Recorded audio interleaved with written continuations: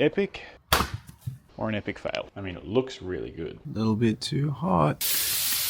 I don't know if the brisket's going to be very good. Hopefully this isn't a failure. 4:32 a.m. and I'm up early because I'm going to smoke a brisket today. We're using the wood-fired smoker.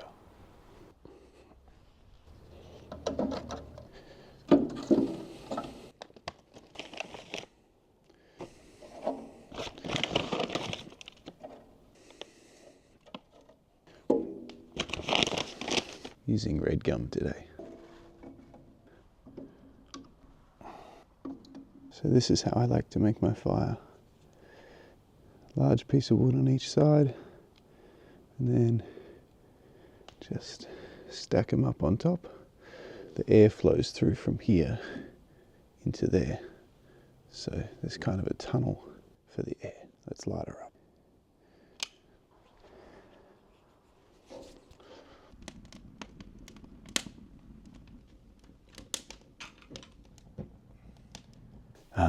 I'm talking very quietly, obviously, because Elena is still asleep. While the fire's warming up the smoker, I'm going to trim some of the excess fat off this beautiful 7.5 kilo brisket. Okay, let's get to it.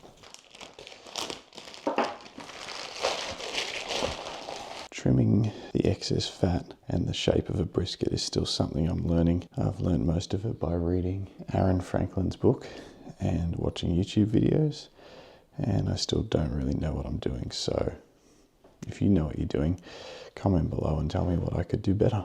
The reason you trim the brisket is because otherwise all the little excess bits will burn during the cook, and also excess fat will burn. I'm gonna go check on the fire before we put the rub on the brisket. It's looking pretty good, probably even a little bit too hot. The smoke is sitting at between 300 and about 260, and I actually want it down around 225, so yeah, she's roaring a bit too much. I'll close this down. Close the air up a little bit, and hopefully that'll cool her off. So for the rub, seasoning, just a standard 50-50 salt and pepper mix. I used to grind my own salt and pepper using like a hand crank coffee grinder to grind the salt and pepper. That's what I used to do, but I couldn't ever get it quite the consistency I wanted, because you want it sort of quite coarse, and also it takes a long time. So I found this stuff from Lane's, which is 50-50 salt and pepper. You might remember Lane's from our chicken fajita video the other day. I'll try and keep one hand clean while I do this. I try to apply more up here and less down here, because there's less meat when you slice the brisket, and you don't want too much. It can be overpowering.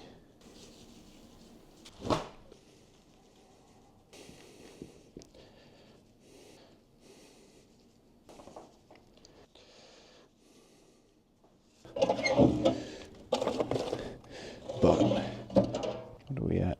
About 250. This one's up close to 300, so it's a little bit hot down this end, so I'm going to put it all the way down here. The thicker part of the meat down this end. A little water tray down this end, right above the fire at the hottest part. Help keep a bit of moisture inside the chamber. I'm going to go get the big brisket. Let's see how I go putting it on by myself.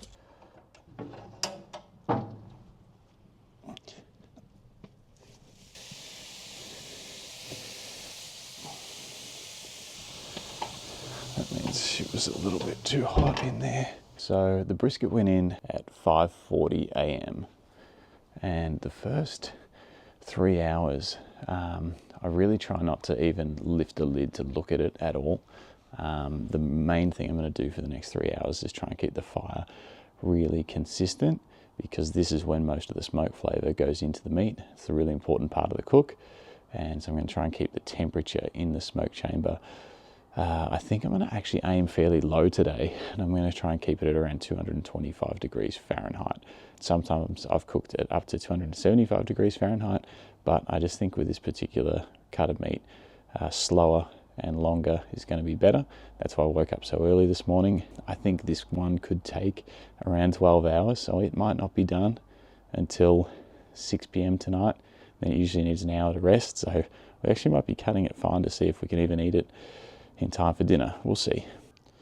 So yeah, 225, 275 current variation from like closest to the fire chamber to furthest away. Big variation. So I'm going to try and keep this side at 225. I'm going to try and keep this side as low as I can by having a really consistent fire.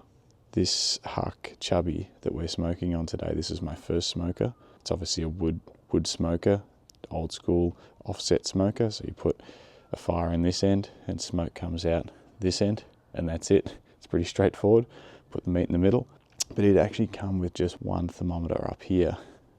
And what I realized was I was going by this temperature, which you can see is under 225. It's like 220 Fahrenheit. That's what it's saying. But then over here, we're hitting 275. And I was just going by this. And if I was running this at 275, this would be almost at 350. So installing 3 was what was recommended on the good old internet. So I bought these Teltrue glow-in-the-dark thermometers, which are pretty cool. This one fitted basically straight in the original mount, but then I had to drill 2 holes here and fit these ones. It's been heaps better. Have a little peek at the fire. See how we're looking. Yeah, nice.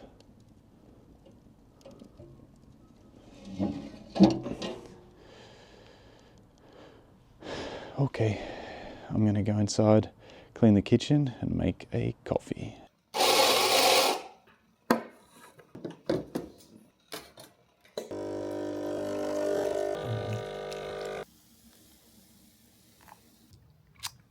A little bit too hot. See, it goes up just a tiny bit down this end, but it's super hot down here. One of the logs must be just really burning. Yeah, he's cranking. So, damn. Made a coffee. Come back out. Yeah, way too hot.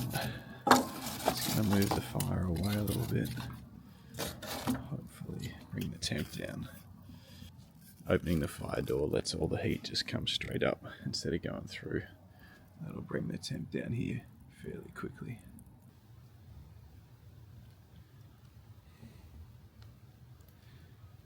Well, it's almost 7:30. This thing's been on for a little over an hour and a half, and it's safe to say I'm a little out of practice with keeping the fire at a constant temperature. We're back in control now.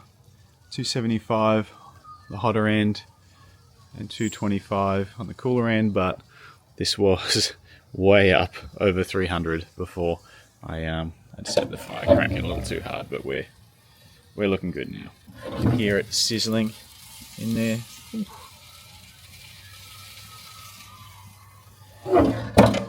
Probably one more hour before we lift this and have a look. Until then, I'm just gonna keep trying to keep this fire steady. Look at these colours in this tree. You can love this tree. Autumn's coming.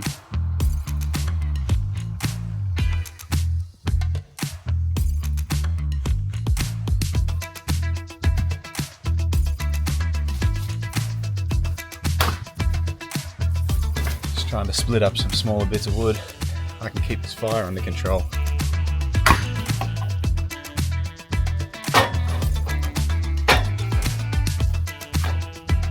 Bigger pieces down to little pieces. See that? That's what the smoke should look like. That's good smoke.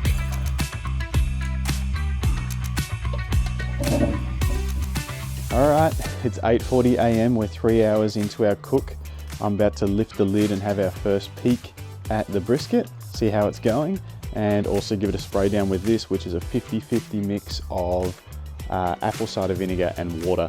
Bit of moisture into the firebox and wet down the outside of the brisket try and help develop that bark. Oh, yeah, it's looking good. Look at that, coming along nicely. This end's definitely getting a lot more heat than the other end, which is good. All right, let's put this lid down so we don't lose too much smoke. Check it in about another hour.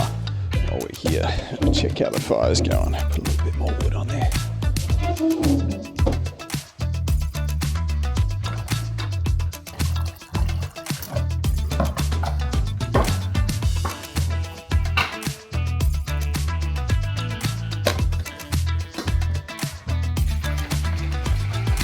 So Elena's at the gym. I had to stay here, look after the fire.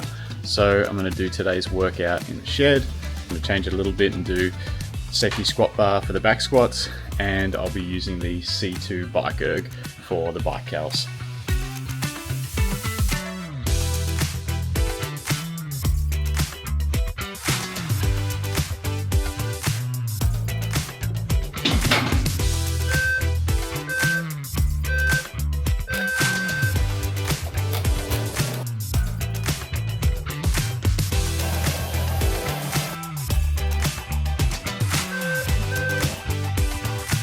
Six.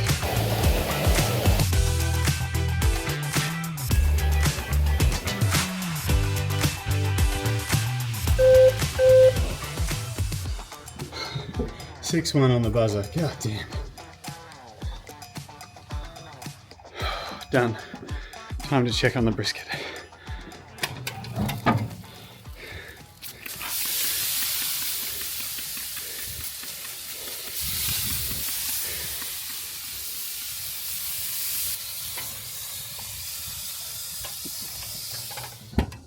It's about 11:45. We are 6 hours into the cook, and I'm going to lift it, have a look, check the temperature, the internal temperature of the brisket for the first time, and then we'll give another spray and see how we're traveling. That's looking good. Starting to look like a brisket with that dark bark on the outside. Check the temp. We're at 178 Fahrenheit internal. Usually we want it to get done about 196. Worries me, it's still pretty tough feeling, but we're already up around 190. This is cooking a lot faster than I had hoped, and unfortunately I think it's because I've done a fairly average job of managing the fire. That's very tough. Hopefully this isn't a failure. Feels nice down that end, but very tough here, like really tough. I don't like that at all. We'll see. Look who's back from the gym. Every day I wear the same jumper. I have to go into town, so Elena's going to look after the fire for me. I just got to teach her how. Yeah, so I'm trying to keep this one at 275, between 250 and 275, and I'm trying to keep this one at about 225. So at the moment it's a tiny bit hot. Okay. But the fire is starting to go down. So what I would probably do soon is add this little fella, and then once that's kind of going, at some point add one of these. Well, it sounds simple enough. You can do this. Yep. When it goes down, add the little one. Yep. And if it's really, really hot, you can either crack that door a little bit, or maybe sometimes I wedge this bit of wood in here like that, just a little bit of heat out.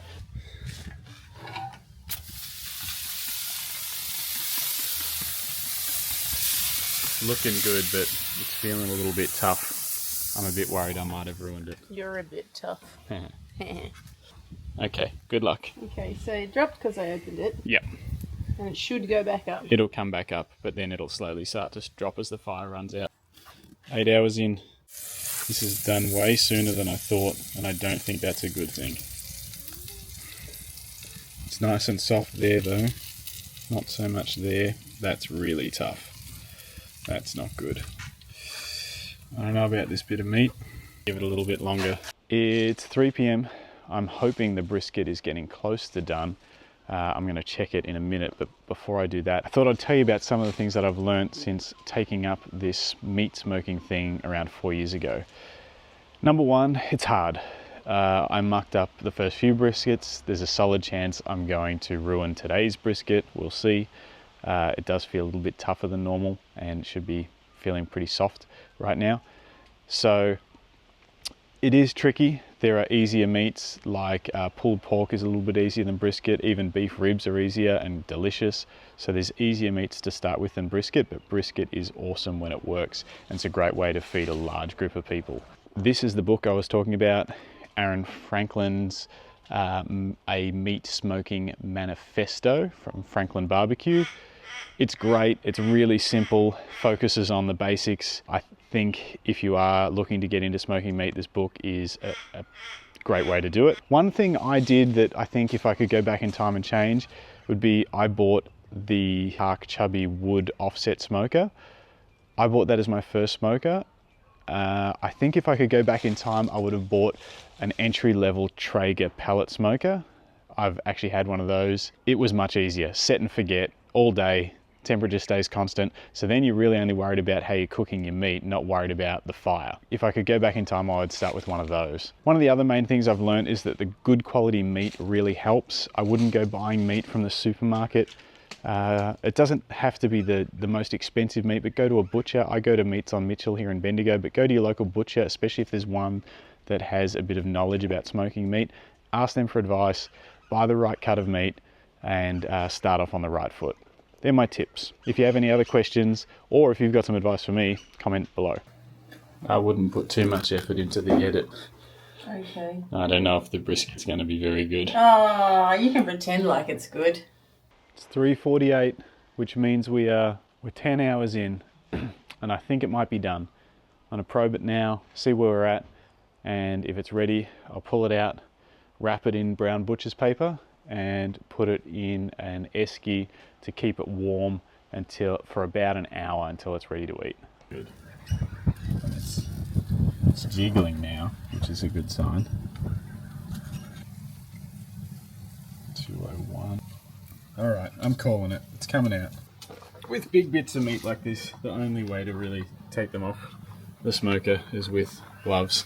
You can't use tongs or anything, you just drop it and it could fall apart potentially. That's a brisket. Yeah, look, it's nice and jiggly.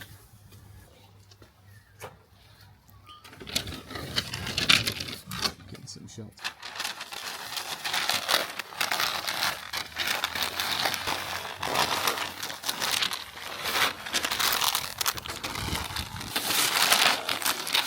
This butcher's paper will help keep the heat in while it rests for about an hour, but I'm also going to put it into Into a what?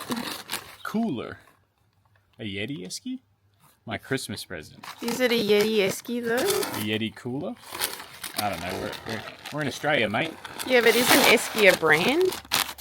That's true.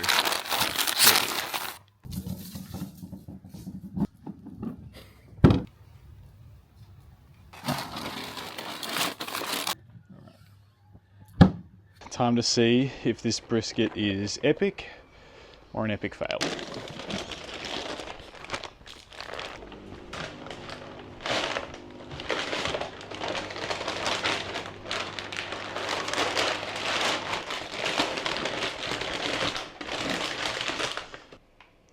I mean, it looks really good.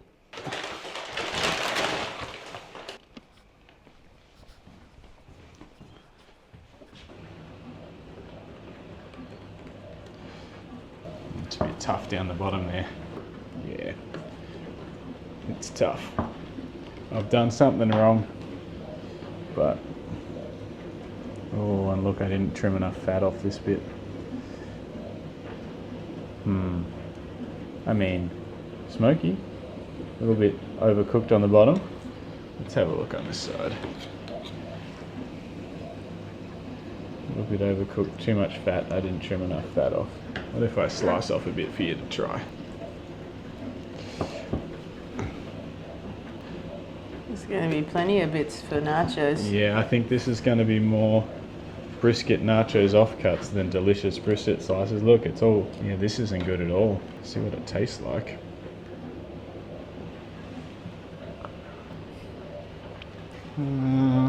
It's okay. It's not good. Is it a fail though? Yeah, it's a fail. Oh, I'd call this a brisket fail. okay. It's still edible though. Super overcooked in the edges. I think I just mismanaged the fire, and I think this might have been an average cut of meat, but mostly my fault. Could have been my fire management. I don't think the 20 minutes that you looked after the fire out of the 11 hours, I don't think that was it. Oh. Warning for anyone that's looking to get into meat smoking, it doesn't always work out. Life doesn't always work out the way you want it, but I still had a good day. It's a little wet. That's what she said.